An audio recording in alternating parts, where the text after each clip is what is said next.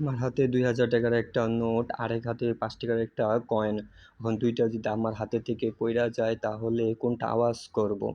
Note নাকি coin? Of course coin আওয়াজ করব, চিল্লারি আওয়াজ করে। যার ভ্যালু বাইরা যায় সে কখনো আওয়াজ করে না। দ্যাট মিন আপনি কানেক্ট করতে পারেন আপনার লাইফে যে মানুষগুলো আপনাকে বারবার নেগেটিভ বলে, বুঝে নিবেন যে তারা চিল্লার, আর আপনার ভ্যালু আপনাকে বাড়াতে হবে। ক্রিকেটের খেল চলতেছে, প্লেয়ার্স খেলতেছে, অডিয়েন্স চিয়ার আপ করতেছে, চিল্লাইতেছে, অনেক সময় অনেক কিছু বলতেও থাকে, আওয়াজ তো করতেছেই। যে কোনো খেলাতে আওয়াজ কে করে? প্লেয়ার্স আওয়াজ করতে হয়, অডিয়েন্স আওয়াজ করে। অফকোর্স অডিয়েন্স আওয়াজ করে। দ্যাট মিন আপনি যদি আপনার অনেক মানুষ আওয়াজ করে তাহলে বুঝে নিতে হবে তা আপনি খিলাড়ি, তারা অডিয়েন্স। যা আপনার ভিতরে এই অ্যাটিটিউডটা এসে পড়বে তখন আপনার কেউ আটকাতে পারবে না। আমি এটাই বলতে চাইতেছি, মনের আওয়াজ শুনেন এবং আপনার ভিতরে একটা অ্যাটিটিউড নিয়ে আসেন, যেটা আমি বলতে নেভারস ইউয়ার্স। জীবনে কখনো হার মানেনি না। কত মানুষ আছে তারা এই অ্যাটিটিউডে আনছে এবং তার লাইফকে চেঞ্জ করে ফেলছে। সবচেয়ে বড় এক্সাম্পল আব্রাহাম লিঙ্কন। বন্ধুরা, তার জীবনে কত কিছু এক্সপেরিয়েন্স আছে। তার গরিবে জন্ম নেয় এবং কত কষ্ট, কত ব্যর্থতার, ডিপ্রেশনে চলে গেছে, যে এমন সময় ছিল তার সামনে কোনো চাকু ছাইরা যায়, তা ওই জায়গাতে চলে যায়।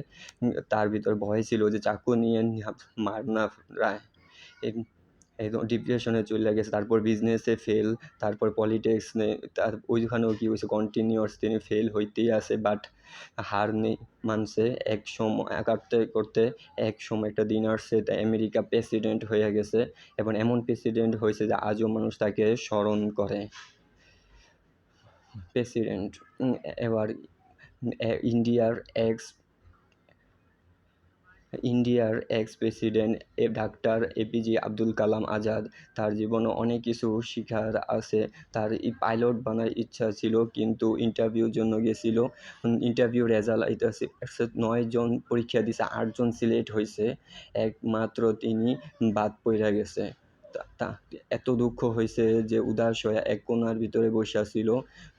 ব্যাঠার সময় একজন তাকে প্রশ্ন করতেছে, চেহারার দিকে তাকায় বলতেছে, এত উদাস হয়ে রয়েছো কেন?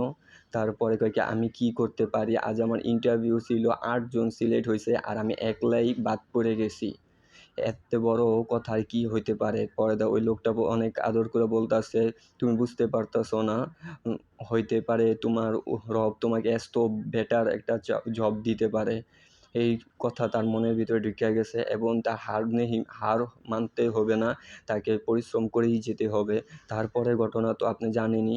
তার অ্যাজ এ প্রেসিডেন্ট হিসেবে সুপারসনিক প্লেন দিয়ে ট্রাভেল করতেছিল, ল্যান্ড করতেছিল, তখন তার সামনে অনেকজন পাইলট ছিল, তাকে স্যালুট করতেছিল, তাকে সালাম করতেছিল, তার পথকে সালাম দিতেছিল এবং তাকে সম্মান করতেছিল। তখন তার মনে আসে, ওই দিন যদি পাইলট হয়ে যেত তাহলে আজকের এই দিন তাকে দেখা লাগতো না। হলে তার ভিতরে অ্যাটিটিউড ছিল, নেভার ছিল।